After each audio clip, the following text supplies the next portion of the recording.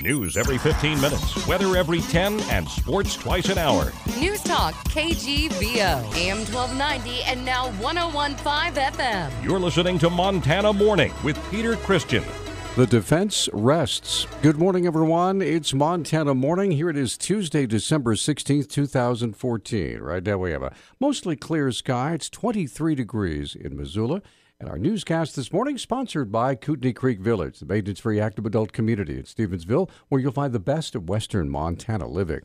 As testimony was wrapping up yesterday on the Marcus Karma murder trial at Missoula, defense attorney Brian Smith questioned police officer Jeff Lloyd about whether Karma was shaken and disoriented after the fatal shooting of Dirin Dede. Is there something he did, like one kind of defining thing that would show you how shook up he was? Probably right before we left the scene, he had lit the filter end of his cigarette, which is kind of odd, but he asked for another cigarette, right before we left. Prosecutor Carla Painter countered by asking Lloyd about other indications of Karma's demeanor that night. Did he ask you any questions about the well-being of the person that he had shot?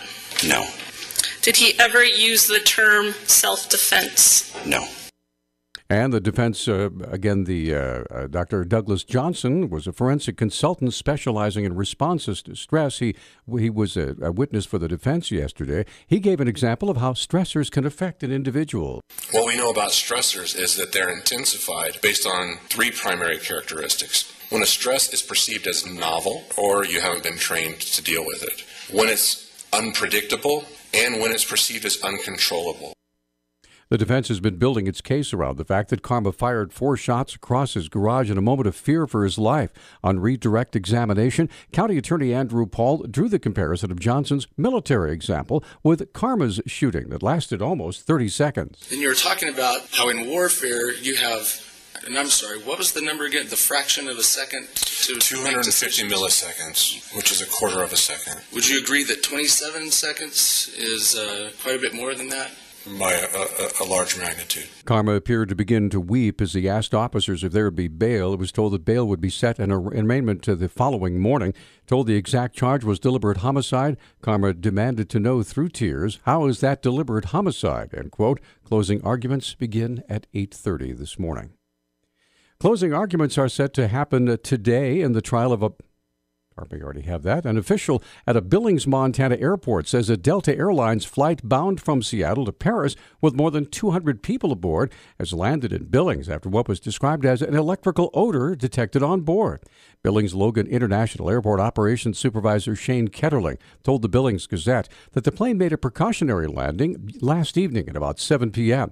It left Seattle Monday. The plane landed safely in Billings. No injuries were reported. Ketterling said the Boeing 767 carried 203 passengers and 10 crew members. He says an inspection of the plane did not immediately find any problems. Passengers have been let off the plane and were taken to the terminal. A Delta representative did not immediately return an Associated Press call for more details. Missoula police have captured a suspect in a robbery that occurred Saturday in Missoula. Police Public Information Officer Travis Welsh describes what happened. At about 10:30, officers responded to a panic alarm at a Zip Trip at the 1500 block of Toole Avenue. An employee of the store reported to the responding officer that a robbery had just occurred. He provided a description of the suspect and determined that cash and alcohol had been taken by the suspect. The man reportedly threatened the clerk with a weapon.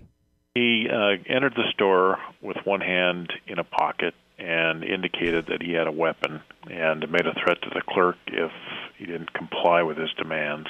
Since the arrest, it's been determined that he did not actually have a firearm of any kind.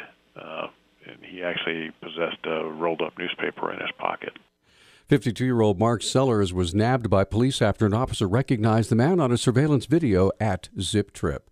State livestock officials are reporting for the second time in less than 2 weeks that they found the disease brucellosis in a Montana cattle herd. The Department of Livestock said Monday that a cow from a herd in Carbon County tested positive for the disease. Brucellosis can cause pregnant animals to abort their young. It's been largely eradicated from livestock, but persists in elk and other wildlife in and around Yellowstone Park. State veterinarian Marty Saluski says the infected animal had tested negative during a prior test last year. The positive test came after the cow spent time grazing within the state's designated brucellosis surveillance zone in Park County. Brucellosis has been found in Montana cattle in 5 of the last 8 years. A Ravalli County coroner's inquest conducted on Monday found that a fatal shooting by a sheriff's deputy was justified. County Attorney Bill Fulbright said the shooting took place in March. We did have a coroner's inquest today. This was regarding the shooting on March 6th of 2014 in which Hamilton resident Lonnie Jean Roberts was killed when he confronted a deputy with a shotgun. Fulbright said the decision by the coroner's jury came quickly. A jury of 11 heard the evidence and came back in very short order, about a 15-minute deliberation, and came back with a finding that the shooting was justified. Fulbright said the decision brings closure to the incident for all involved. Congressman Steve Daines says he'll serve on 4 committees when he moves to the U.S. Senate next month. Daines says he'll serve on the Senate committees for Energy and Natural Resources, Indian Affairs, Appropriations and Commerce, Science and Transportation. The Republican says the postings will allow him to focus on developing Montana's energy resources, managing public lands, job growth, and supporting the state's American Indian tribes. Daines was elected in November to replace Senator John Walsh, who dropped out of the race following revelations he had plagiarized a college paper.